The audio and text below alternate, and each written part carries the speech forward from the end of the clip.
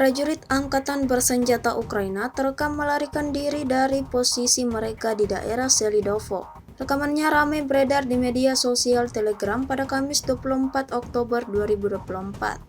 Pejuang dari Brigade Jager terpisah ke-152 dari Angkatan Bersenjata Ukraina tidak dapat menahan tembakan artileri pasukan Rusia. Mereka memilih melarikan diri dari posisi mereka, menjatuhkan senjata mereka di sepanjang jalan daripada harus mati di tangan Rusia. Tampak dalam rekaman sekelompok tentara Ukraina kalang kabut di bawah ancaman tembakan brutal tentara Rusia. Tidak diketahui pasti seperti apa nasib mereka selanjutnya. Video ini viral dan menuai beragam respon dari warganet.